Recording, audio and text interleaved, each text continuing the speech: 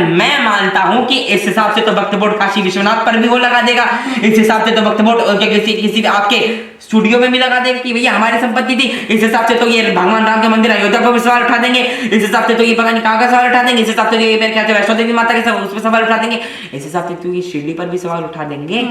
तो वक्फ बोर्ड तो कुछ भी कर सकता है।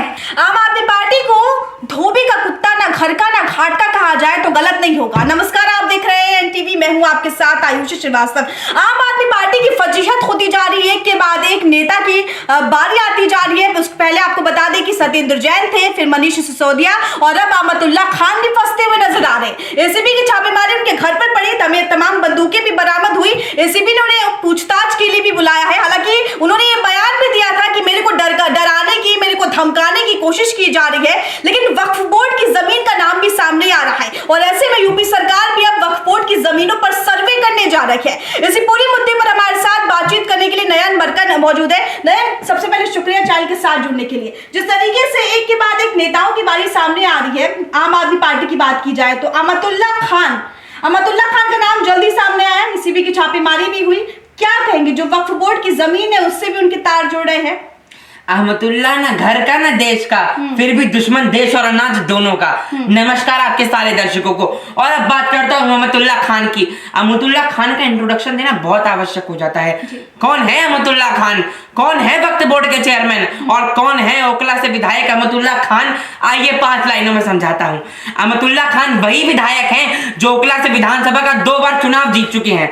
अहमदुल्ला खान वही विधायक हैं जो जब दंगाइयों पर अमित शाह जी द्वारा बुलडोजर चलवाया जाता है और एमसीडी द्वारा बुलडोजर चलवाया जाता है तो बुलडोजर के सामने छाती की तरह शाहरुख खान के स्टाइल में खड़े हो जाते हैं और दंगाइयों का बीच बचाव करते हैं। वो रोहिंग्या जो देश का विरोध करते हैं, वो रोहिंग्या जो हिंदुओं का विरोध करते हैं, वो रोहिंग्या जो जहांगीरपुरी में बुलडोजर चलाने का विरोध करते हैं, वो रोहिंग्या जो सीएनआरसी का विरोध करते हैं, वो रोहिंग्या जो हिजाब कट्टरता का समर्थन करते हैं, वो रोहिंग्या जो अफगानिस्तान में तालिबान का समर्थन करते हैं और वो रोहिंग्या जो देश और हमारे देश की संस्कृति दोनों का विरोध करते हैं, उसके समर्थन करने वाले का नाम है अहमदुल्ला खान। अहमदुल्ला खान वही व्यक्ति है जो देश और समाज दोनों का दुश्मन है।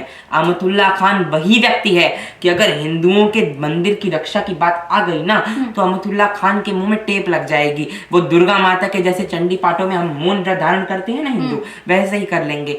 लेकिन जब बात मुसलमानों के पक्ष की आ जाती है तो अहमदुल्ला खान ना आओ देखते हैं ना ताओ देखते हैं। वो बाबरी मस्जिद के डिमोलिशन वाले फैसले पर भी सवाल उठा देते हैं। पहली बात तो अहमदुल्ला खान को पता होना चाहिए कि कोर्ट पर सवाल उठाना देश पर सवाल उठाना है। खैर, जब मोदी सरकार पर सवाल उठाकर मोदी विरोध तो इन्होंने करना छोड़ ही दिया है, अब तो ये देश विरोध पे उतर आए हैं। अहमदुल्ला खान का इंट्रोडक्शन आपने अच्छे से जान लिया है कि ना ये देश का ना समाज का, फिर भी दुश्मन अनाज का।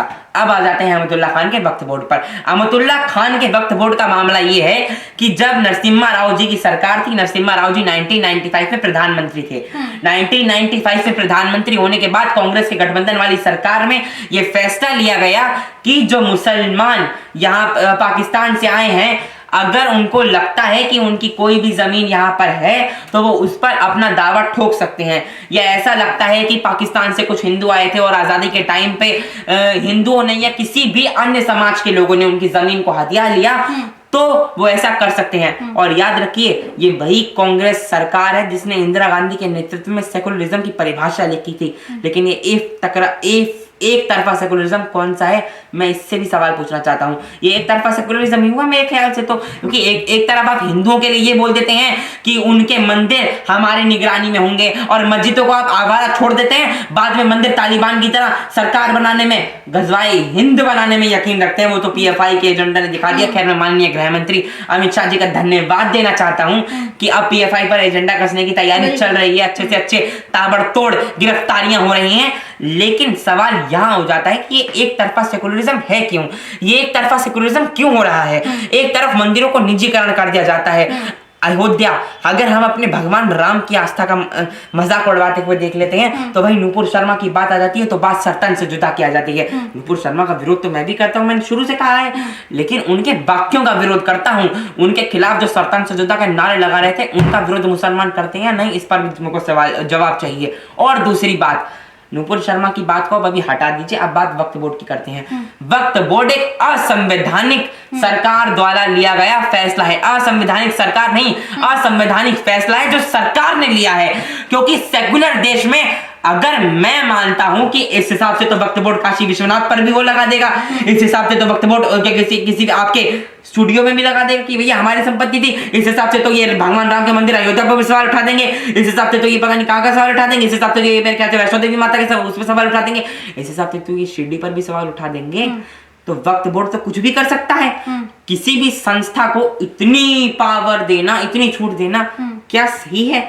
कोई भी आकर मुंह उठाकर ये बोल देगा कि ये 50 गज का प्लॉट या ये 50,000 हेक्टेयर का प्लॉट हमारा है, तो बाद में फिर आप कहां जाएंगे, हम कहां जाएंगे? ये हमारा देश है, ये हिंदू संस्कृति सनातन संस्कृति का देश है। अगर आप यहाँ पर ऐसे कानून लाएंगे तो याद रखिए फिर हिंदुओं को भी हिंदुओं की तरह हिंदू बोर्ड दीजिए, जो हिंदू मांगे वो उसकी संपत्ति हो। पहले आप, सही बता रहा हूं, दोबारा सुनिए, पहले आप मथुरा, काशी, ऐसे वैष्णो देवी और 40,000 स्थानों को खाली करा दीजिए, हम भी मुस्लिम वक्फ बोर्ड का फैसला मान जाएंगे।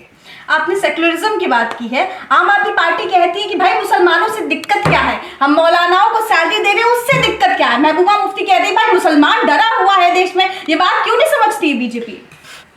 मौलवियों को सैलरी देना तो ठीक है, हमने उसका विरोध नहीं किया है। हमने रमेश भदौड़ी जी के नेतृत्व में उसका विरोध किया था कि अगर मौलवियों को सैलरी दी जा रही है तो फिर पंडित कहाँ अचार लेने जाएंगे?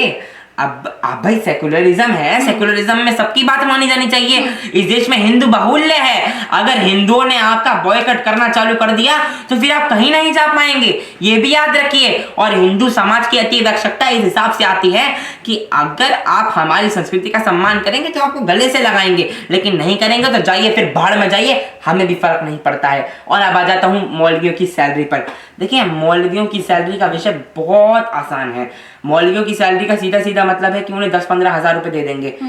हमारे घर के सामने साईं मंदिर है। साईं मंदिर जनता द्वारा बनाया गया मंदिर है, क्योंकि जनता ने पैसे इकट्ठे करके टैक्स कुछ कलेक्शन करके, मनी कलेक्शन, उन्हें उस मंदिर को बनाया। उस मंदिर को बनाने के बाद जो पुजारी हैं उन्हें मंथली के 5 से 8 हजार रुपए 10-15 परिवार मिलकर देते हैं, जिसमें मेरा परिवार भी शामिल है, इसीलिए मैं उसका नाम ले रहा हूं।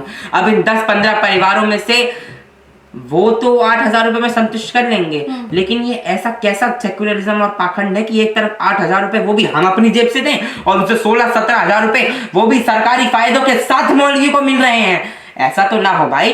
अगर सेक्युलरिज्म सच में है तो आप ये कर लीजिए, या तो सच में सेक्युलरिज्म है तो अच्छे से अच्छे 16 करके निभा लीजिए, 16,000 रुपए पंडित को भी दे दीजिए, 16,000 रुपए मौलवी को दे दीजिए, हम अपने मुंह पे खोटे लगा लेंगे। लेकिन अगर आप एक तरफा सेक्युलरिज्म करेंगे तो हम वही करेंगे जैसे केजरीवाल जी के गेट के आगे भगवा गाड़ के भाजयुओं में आया था और भारतीय जनता का मोर्चा आया था, फिर हमें तेजस्वी सूर्य जी के नेतृत्व में दोबारा वही करना पड़ेगा। और अगर सेक्युलरिज्म सच में है तो फिर मस्जिदों को भी तनख्वाह दे रहे हैं।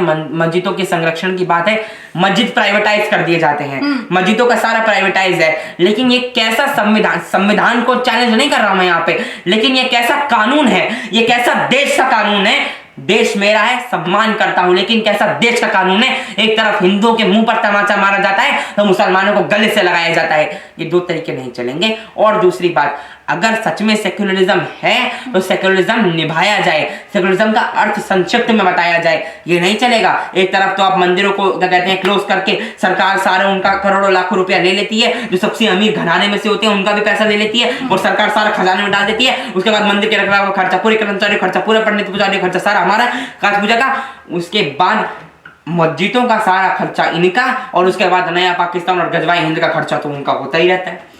कहा यह जा रहा है कि वक्फ बोर्ड के पास इतनी जमीन है कि वो एक देश घोषित कर सकता है इस पूरे की पूरी जमीन में। इसको लेकर आप क्या कहेंगे? क्योंकि असदुद्दीन ओवैसी का कहना है कि जो जमीन है वो पाक है और बल्कि उस पर हिंदुओं ने कब्जा करके रखा हुआ है। ये बात असदुद्दीन ओवैसी कह रहे हैं। देखिए, हिंदुओं ने कब्जा करके रखा है। पहले तो असदुद्दीन ओवैसी को भी मैं बोलना चाहता हूँ, मैं बहुत बोलता हूँ उन पे, इन्हीं की वजह से मैं शायद फेमस भी हुआ हूँ मेरे ख्याल से। तो असदुद्दीन ओवैसी ज्यादा बौखलाए नहीं, असदुद्दीन ओवैसी हंसों की ज्यादा धड़फड़ाए नहीं। वो हैदराबादी बिरयानी हैदराबाद में जाके खाएं। उत्तर प्रदेश की जनता ने औकात दिखा दी और उत्तर प्रदेश की जनता ने बता दिया कि नहीं भाई, आप उत्तर प्रदेश हैदराबाद तक सीमित है, हैदराबाद तक ही रहिए। दोबारा बोलता हूँ, आप यहाँ तक सीमित है, यहाँ तक ही रहिए, उसके आगे बढ़िए नहीं, क्योंकि उसके आगे अगर आप बढ़ेंगे तो आपको आप जनता ही औकात दिखाएगी। और आपके भाई, उनके भाई पर आता हूँ, इनका भाई वही है ना जो हैदराबाद का विधायक है, इनका भाई वही है ना जो इनकी पार्टी का नेशनल एग्जीक्यूटिव मेंबर है, इनका भाई वही है ना जो सीता माता के वंश पर सवाल उठा देता है, इनका भाई वही है ना जो सीता माता भगवान हिंदू के सवाल पर उठा देता है, जो मोदी जी को कहता है, इनका भाई वही है ना जो योगी जी को गालियां देता है। इनके भाई और ये दोनों औकात में रहे, वरना हिंदुओं तो क्या, देश के मुसलमान भी आपको बता देंगे कि देश के प्रधानमंत्री के खिलाफ हम कुछ नहीं सुनेंगे। और दोबारा सुनिए, ऐसे लोग मोहम्मद अली जिन्ना के, मैं साफ और स्पष्ट तौर पे बताता हूं, ऐसे लोग मोहम्मद अली जिन्ना के नक्शे कदम पर चलने वाले लोग हैं। इन्हीं की वजह से पाकिस्तान बना था। वो भी 24 घंटे 80-20 करते रहते थे, उनकी वजह से पाकिस्तान का निर्माण हो गया। ये भी यहाँ पे ये कर रहे हैं और 50 साल बाद गजवा हिंद हो जाएगा। ईरान का उदाहरण सबसे अच्छा है, 50 साल पहले महिलाएं बिकनी पहनती थी, आज हिजाब पहन रही है। जी, लेकिन ये यूपी सरकार की बात की, क्योंकि आपने योगी जी की बात की तो ये सवाल उठाना लाजमी है। यूपी सरकार ये प्लान लाई है कि जितने भी मस्जिद हैं, जितने भी मजार हैं, गैर जो है मदरसे हैं, उन पर सर्वे किया जाएगा। इसको लेकर आप क्या कहेंगे? क्योंकि वक्फ बोर्ड की जितनी भी जमीन है उस पर भी सर्वे किया जाएगा, ये यूपी सरकार की तरफ से कहा गया है। क्या जब सर्वे होगा बहुत सारी अवैध जमीन निकलेंगे, क्या कुछ आप बता सकते हैं? ये फैसला बहुत बहुत बहुत अच्छा है और मैं योगी सरकार के इस फैसले का स्वागत करता हूँ। योगी सरकार का ये फैसला सराहनीय है। भाजपा का प्रवक्ता होने के नाते इसका बचाव नहीं कर रहा हूँ, इसका बचाव उसके नाते कर रहा हूँ कि वो उनका फैसला सच में सराहनीय है, क्योंकि ऐसे चीजों का समर्थन और ऐसी चीजों का ये होना चाहिए। क्योंकि मदरसों को, ये मेरा बयान नहीं है, ये फ्रांस के राष्ट्रपति इमैनुअल मैक्रोन का बयान है कि आतंकवाद के अड्डे हैं मदरसे और इनकी शिक्षा का, इनकी उसका तो होना ही चाहिए। अब आपने ये खोल रखा है हिंदू वक्फ बोर्ड, तो आप बनाने के, खैर आपकी वो है ही नहीं, वो देश की सरकार तो बना सकती है। मैं कांग्रेस की यहाँ पर और विपक्ष की बात करूं कि वो ज्यादा विरोध करते हैं, लेकिन बात इस हिसाब से कर लेते हैं कि अगर आपको ज्यादा दिक्कत है तो उसका विरोध करिए, लेकिन औकात में रह के करिए, क्योंकि ये योगी जी की सरकार है, यहाँ पे बुलडोजर निकलेगा और फाड़ते हुए निकलेगा। अब बात करता, ये उनके लिए है जो मुसलमान एपीजे अब्दुल हमीद बनना चाहते हैं, वीर अब्दुल हमीद, जो मुसलमान निगहत अब्बास सुबुई, खान मुख्तार अब्बास नकवी और मोहसिन रजा और ऐसे लोग बनना चाहते हैं। उनको तो हम गले से क्या, उनको तो हम अपने दिल में बचाकर उनके पैर से स्नान कर, उनके पैरों को अच्छे से मलेंगे। लेकिन जो लोग कसाब बनना चाहते हैं उनको हम पैदा ही नहीं होने देंगे, साफ और स्पष्ट। और दूसरी बात आ जाती है अब दोबारा, तो याद रखिए इस देश में असदुद्दीन ओवैसी जैसे लोगों का कोई स्थान नहीं है। और योगी जी की जहां तक बात रही, योगी जी के फैसले का स्वागत होना चाहिए। योगी जी के फैसले का स्वागत इसीलिए होना चाहिए क्योंकि मदरसे आतंकवाद की फैक्ट्री हैं, इनका निरीक्षण कभी होता नहीं है। आपको क्या लगता है जो ये जमीन है इनका निरीक्षण इसीलिए नहीं होता है क्योंकि इनका निरीक्षण होगा, अगर होगा ना तो इनका निरीक्षण होगा तो लोगों को पता लग जाएगा कि गजवा-ए हिंद का एजेंडा क्या है, जहां पर पूरे मैप में हरा रंग दिखाया जाता है, जहां पर पूरे मैप में यह बताया जाता है कि भगवा कहीं नहीं है, लेकिन मुसलमानों का हरा रंग हर जगह है। हरा रंग तो तिरंगे की भी शान है, लेकिन सिर्फ सेपरेट हरा रंग तिरंगे की शान नहीं है, उसमें भगवा रंग और सफेद रंग वो भी है। अगर आप उन तीनों को लेकर चलेंगे, अगर आप अपने गले से तिरंगे को लगाएंगे तो हम खुद आपको अपने घर पे और अपने दिमाग दोनों पे बिठाएंगे। नहीं करेंगे तो तिरंगे से क्या, पाकिस्तान के झंडे से लिपट कर पाकिस्तान ही जाएंगे, पार्सलों के ताबूत में।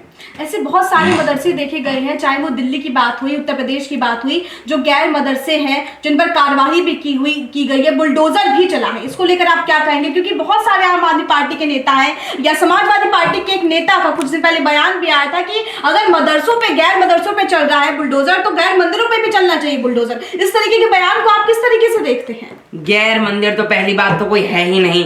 ये बयान किसने दिया था, आप दोबारा बताइए एक बार मुझे। ये बयान शफीकुर रहमान जो वर्ग है उन्होंने ही दिया था। शफीकुर रहमान वर्क, इस पागल इंसान के बयान को सीरियस लेना ही पागलपंती है, क्योंकि ये वही इंसान है जो इसमें बेटियों के सर्वोत्तम श्रेष्ठतम को दिखाकर उनके हितों में फैसला लिया जाता है, शफीकुर रहमान बर्क उसका विरोध करते हैं। जब बेटियों की शादी की उम्र को केंद्र सरकार बढ़ाने पर विचार करती है और फैसले को 18 से 21 कर देती है, तो ये उसका विरोध करके कहता है कि बेटियां आवारा हो जाएंगी। ये तो इनकी ऐसी मानसिकता है। जब मुसलमानों के खिलाफ कुछ भी चीज होती है, हिंदू के खिलाफ कोई चीज होती है, तो ये हिंदू पक्ष का ऐसे विरोध करते हैं जैसे हम गली के कुत्ते हैं।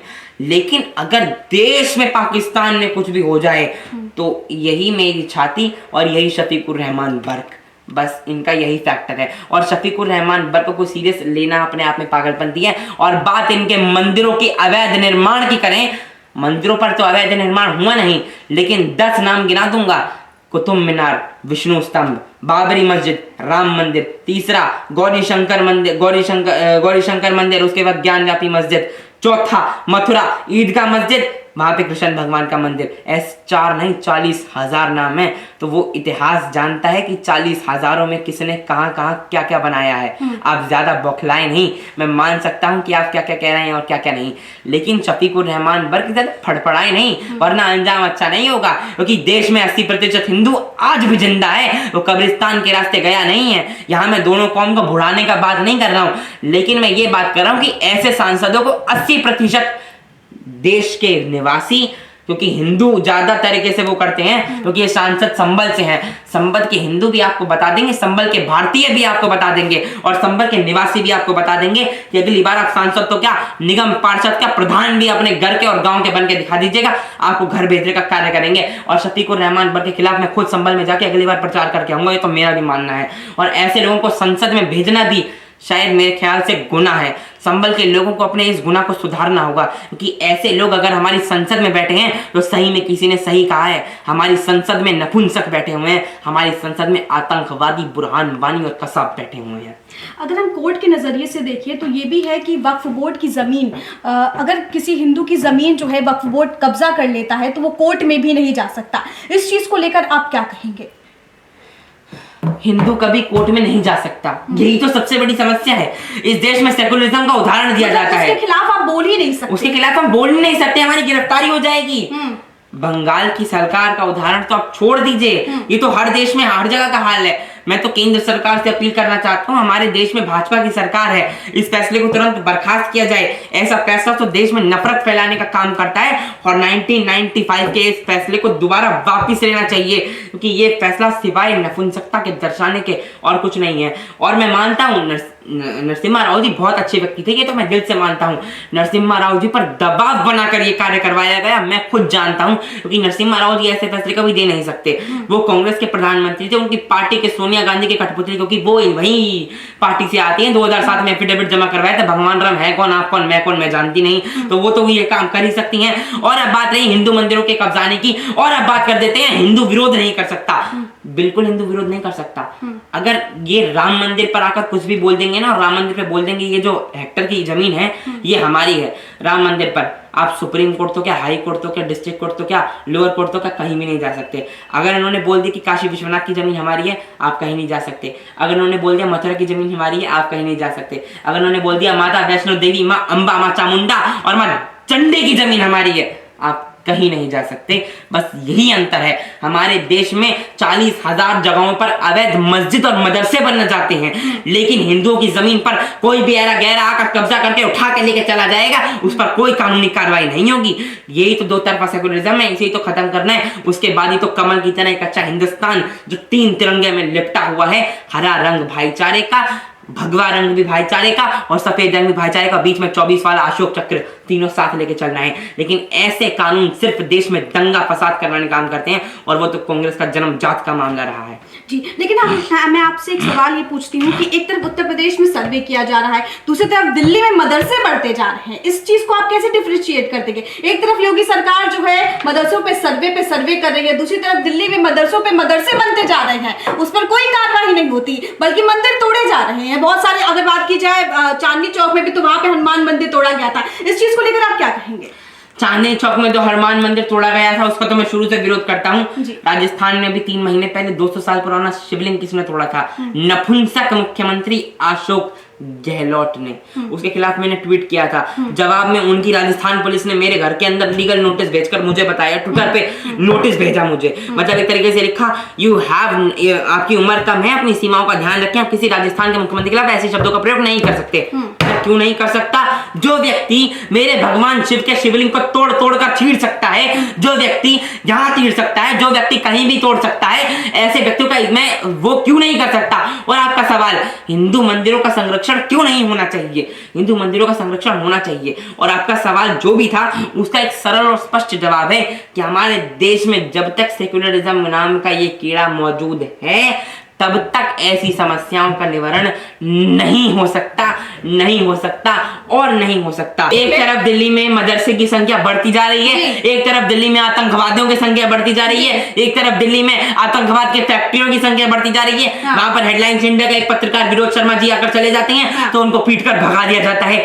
ये दिल्ली है और वो यूपी है। वो दिल्ली ऐसा है कि वहां पर अगर कुछ भी कर, वो यूपी ऐसा है वहां पर अगर आप कुछ भी चूं भी कर देंगे ना तो आपकी चोट से जीभ बाहर निकाल कर चीर दी जाएगी। और ये दिल्ली ऐसा है कि आपकी लाश निकाली जाएगी, उसके बाद अफसोस करके उन्हें 2 दिन के लिए जेल भेज दिया जाएगा, उसके बाद ज्यादा कुछ नहीं होगा। दिल्ली और ये दोनों का यही स्पष्ट मामला है। दिल्ली में मदरसे बढ़ने की संख्या तो अबतुल्ला खान के असली मकसद को दर्शाती है। मैं साफ और स्पष्ट तौर पे बोलता हूं, इन्हें वक्फ बोर्ड का नहीं, इन्हें इनडायरेक्ट वे में गजवाई हिंद का चेयरमैन बनाया गया है आम आदमी पार्टी द्वारा। क्योंकि खालिस्तान का एजेंडा तो कवित शर्मा जी ने स्पष्ट कर ही दिया था। अरविंद केजरीवाल जी, क्या पता अरविंद केजरीवाल जी गजवाई हिंद का एजेंडा भी बनाना चाहते हो सकता है, हम जानते नहीं, लेकिन क्या पता हो सकता है। खालिस्तान का हमें पता नहीं था, वो हो गया। अब खालिस्तान जिंदाबाद के रोज आप इसलिए कह रहे हैं क्योंकि वोट बैंक मुस्लिम है अरविंद केजरीवाल का। देखिए, अगर आप मुझसे सवाल पूछेंगे कि मैं भाजपा का प्रवक्ता हूं इसीलिए मैं उनको निशाने पर ले रहा हूं, नहीं, बिल्कुल दोबारा दोहराता हूं, अरविंद केजरीवाल का वोट बैंक मुस्लिम हो सकता है, लेकिन मुस्लिम भी समझ चुके हैं कि दारूबाज नौटंकी करने वाले अरविंद केजरीवाल देश के लिए नहीं है। वो देश के लिए नहीं है, वो कट्टर ईमानदार नहीं, कट्टर देशद्रोही और कट्टर दारूबाज मुख्यमंत्री हैं। और दोबारा दोहराता हूं, अमतुल्ला खान पे ये मदरसों की संख्या ऐसे बढ़ रही है। अगर आप हिंदुओं की जमीन पर, एक तरफ देश का हिंदू है, एक तरफ पाकिस्तान से आया, अफगानिस्तान से आया, बांग्लादेश से आया हिंदू है, जो पागलों की तरह आपने खुद रिपोर्टिंग करी है, मैं इसका साक्षी रहा हूं, इसलिए आपके सामने बैठकर ये सवाल पूछ रहा हूं। आपने रिपोर्टिंग करी है, आप उनके कैंप गई हैं जो हिंदू और शरणार्थी आते हैं, बिजली तक नसीब नहीं होती, उनके बच्चों को एजुकेशन तक नसीब नहीं होती, उनके बच्चों को साफ पानी तक नसीब नहीं होता, और एक देश से आए हुए अवैध बांग्लादेशी, अवैध रोहिंग्या आकर देश में बस जाते हैं, उसके बाद भी उन्हें बिजली, पानी, A5 स्टार होटल की एजुकेशन, A5 कहते हैं विद्यालय तक में पता नहीं कैसे एडमिशन हो जाता है, जहां तक हमारा तो हुआ नहीं। खैर, एक पार्टी में होने के बाद भी हमारा एडमिशन नहीं हुआ, लेकिन उनका हो जाता है। मतलब इतनी सारी विशेषताएं, और जब उनसे पूछा गया आपके द्वारा, और तो आपके द्वारा नहीं, वो तो रोहिंग्या को बेचारे बताते हैं कि वो मतलब यहाँ पे पनाह लेने आए हैं, मतलब उनको तो बेचारे बताए जाते हैं कहीं ना कहीं, लेकिन वोट बैंक तो है रोहिंग्या। बिल्कुल वोट बैंक है, अवैध वोट बैंक, अवैध पार्टियों का और अवैध बांग्लादेशियों का वोट बैंक आम आदमी पार्टी ले सकती है। अवैध आदमी पार्टी, अवैध आतंकवादी पार्टी, आपकी फुल फॉर्म बता रहा हूं, बाकी आप कुछ भी समझे वो मुझे उससे क्या। और दोबारा दोहराता हूं, रोहिंग्याओं की संख्या यहाँ पर इसीलिए बढ़ रही है क्योंकि मदरसों की संख्या यहाँ पर इसलिए बढ़ रही है क्योंकि रोहिंग्याओं की संख्या बढ़ रही है। इनके कैंपों को जब उखाड़ा जाता है तो छाती फाड़कर नाचने से अच्छा है अपने देश और तिरंगे की रक्षा करें, क्योंकि जब एक आईफोन, एक फोन आएगा ना और 10 मांगने वाले हो जाएंगे, उनके नीचे उनके 10 बच्चे होंगे। हॉस्पिटल का उदाहरण लीजिएगा, क्योंकि आप तो खैर वो तो एक ही है कि हम दो हमारे दो बाकी तुम गिन लो, ये किसी और का फैक्टर बता रहा हूँ, बाकी आप जाइएगा नहीं, वो तो समझ ही जाते हैं लोग किसका मैं बता रहा हूँ, लेकिन उसी पर जाऊंगा, हम दो हमारे दो बाकी गिन लो। अब ये फैक्टर नहीं चलने वाला है। अगर आप जाएंगे तो जाइए, शांति से जाइए, और अगर आप बिजली प्रदान करेंगे रोहिंग्याओं को, अगर आप कुछ प्रदान करेंगे तो वो आएंगे, वो हमारे देश के हिंदुओं पर हनुमान जी की मूर्ति को तोड़ेंगे, वहां पर बाबरी मस्जिद बनाएंगे, वहां काशी विश्वनाथ को तोड़कर, एक अंश को तोड़कर वहां पे गौरी शंकर मंदिर को ध्वस्त करके वहां पे ईदगाह मस्जिद खड़ी कर देंगे, वहां पर मथुरा में ईदगाह मस्जिद खड़ी कर देंगे, वहां पर ये काशी विश्वनाथ में ऐसी मस्जिदें खड़ी कर देंगे। लेकिन ज्ञान व्यापी वो भी एक अलग ही, पता नहीं कैसा ज्ञान व्यापी, कौन सी उर्दू में शब्द हो गया, मैंने तो आज तक देखा नहीं है। खैर, लेकिन अगर आप ऐसी चीजों, अगर आप रोहिंग्याओं को बढ़ावा देंगे तो ये होगा, और अगर आप हिंदुओं को बढ़ावा देंगे तो बस राम रहीम एक है, यही पढ़ाया जाएगा और कुछ नहीं पढ़ाया जाएगा। और मैं सरकार से अपील करता हूं वक्फ बोर्ड के फैसले पर ध्यान दिया जाए। और मैं सरकार से हर चैनल में जहां जा रहा हूं मैं अपील कर रहा हूं, आपका भी एक मिनट का समय लूंगा। अगर आपका चैनल इसे वैसे तो काटेगा नहीं मुझे पता है, लंपी वायरस के विषय पर सरकार, मैं मानता हूं केंद्र सरकार को ध्यान देना चाहिए। और लंपी वायरस का विषय बहुत सतर्कता वाला विषय है। राज्य सरकार, केंद्र सरकार और एक हर आम आदमी उसे लंपी वायरस के विषय पर सोचना चाहिए। मेरे शब्द तीखे अवश्य हो सकते हैं लेकिन इसका प्रहार सटीक होता है। लंपी वायरस के विषय पर या तो माता को क्या कहते हैं हाथ जोड़ने का और पूजने का पाखंड छोड़ दीजिए या माता को बचा लीजिए। बस ये जो आपने बोला ये बहुत बड़ी बात है, लेकिन सवाल एक मैं और ले लेती हूँ कि क्या इस देश पे छोटा छोटा मिनी पाकिस्तान बनता जा रहा है? और लंपी वायरस के विषय पर एक बात और हो जाती है। लंपी वायरस के विषय पर एक तरफ गौ माता को ढंग से खाने को नसीब नहीं होता और अवैध बांग्लादेशी देश में आकर खाने को मांगने लगते हैं। मतलब देश की गौ माता, जिन्हें कृष्ण भगवान अच्छे से पूछते थे, गौ नंदी जी और शिव जी का तो आपको प्रेम पता ही है। माता गौरी माता, महागौरी माता की अंश है शैलपुत्री माता, उनके तो वाहन थे नंदी, उनके तो वाहन थी अन्य गौ माता। उनको तो खाने को नसीब को मिल नहीं रहा है और अवैध बांग्लादेशी 10-10 बच्चे पैदा करके देश हिंदुस्तान में बढ़ रहे हैं और आपका बात अब इस पर आ जाती है। मैंने पूछा कि मिनी पाकिस्तान जो है बनता जा रहा है क्या भारत में? मिनी पाकिस्तान तो बनता ही जा रहा है। मिनी पाकिस्तान ओखला बन चुका है, निजामुद्दीन बन चुका है, सीलमपुर बन चुका है, सहारनपुर भी उत्तर प्रदेश में, संभल भी निकल आया है, ऐसे पता नहीं कितने शहर निकल आए हैं। इस मिनी पाकिस्तान को रोकना होगा। हमारे दो ही का फॉर्मूला काम आएगा।